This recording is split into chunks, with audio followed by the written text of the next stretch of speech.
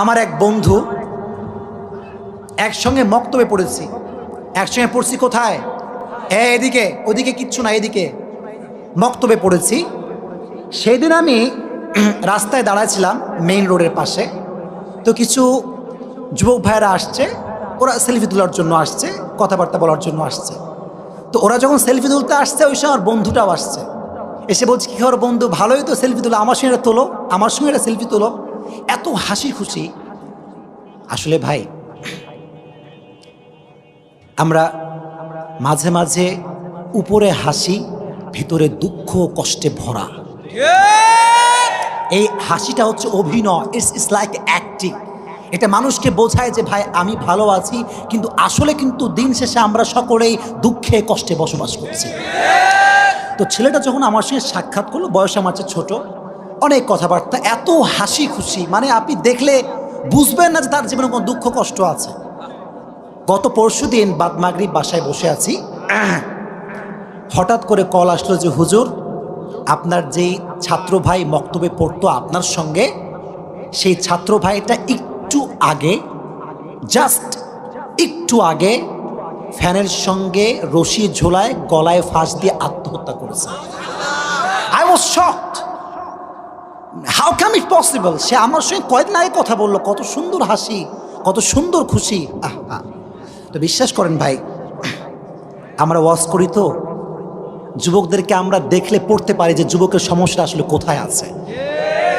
তো আমি তখনই আমার আর একজন পাশে ছিল, আমি বললাম ভাই নিশ্চিত এখানে মেয়ে কেন্দ্রিক কোনো সমস্যা জড়িত আছে।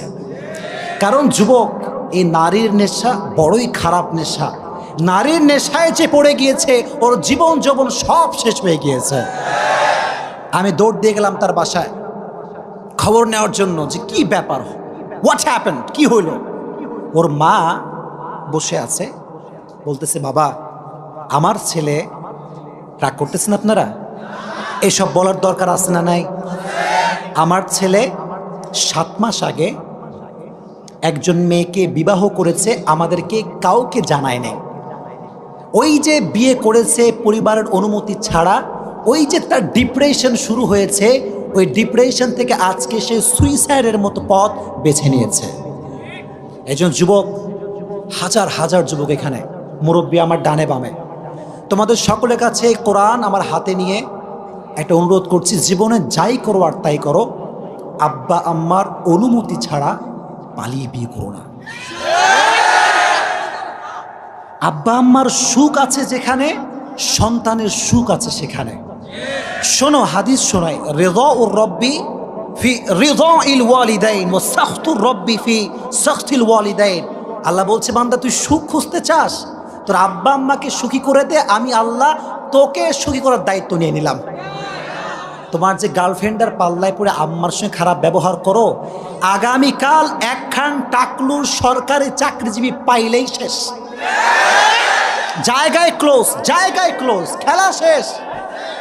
আর তোমার চুল হবে এদিক থেকে এ পর্যন্ত, দাড়ি কাটবা না, মুছ কাটবা না, তুমি সাতালের সাথে খারাপ হয়ে যাবা। ফিরে আসো, ফিরে আসো, অনেক হয়েছে। আজ থেকে নিয়ত করো যে হুজুর যতদিন বেঁচে আছি, I will spend my time with হালাল, নট হারাম।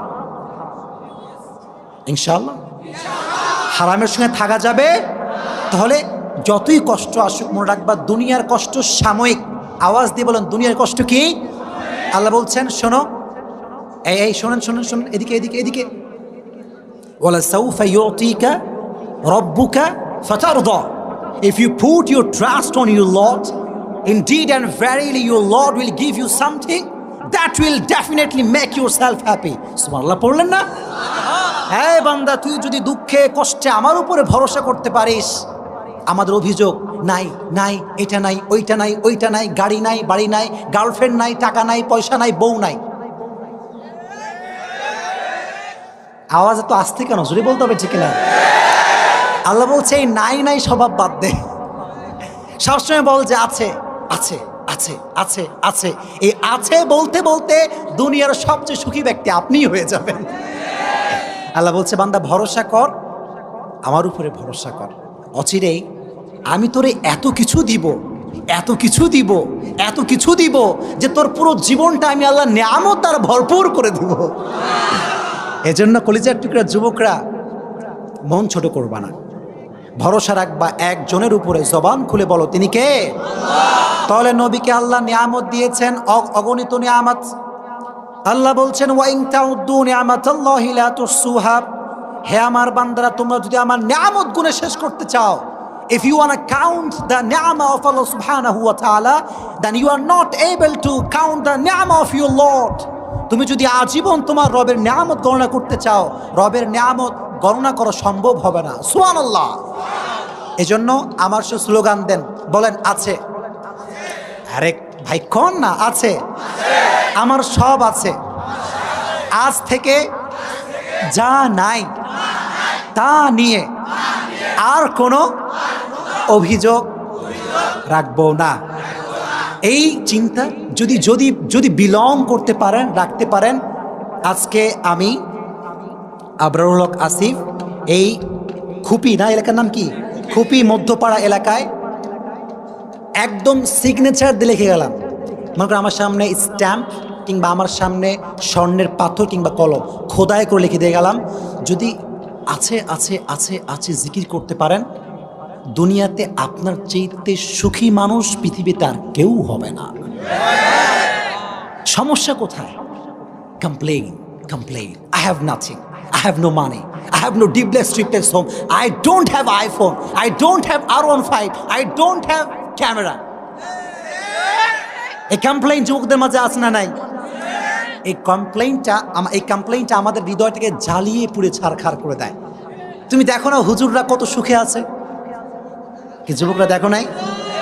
আচ্ছা, আমি যে কথা বলি কখনো দেখছেন যে আমি হাসি ছাড়া কথা বলতেছি?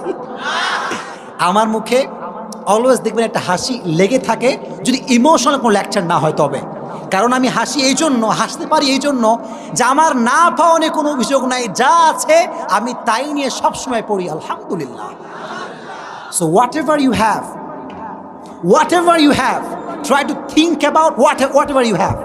Don't think about whatever you don't have. ঠিক আছে ইনশাআল্লাহ? আজ থেকে আল্লাহ যা দিয়েছে তা নিয়ে ভাববো, যা দেন নাই তা নিয়ে, বগুড়া সোলপুর কথা কও, তা নিয়ে কখনো ভাবা যাবে?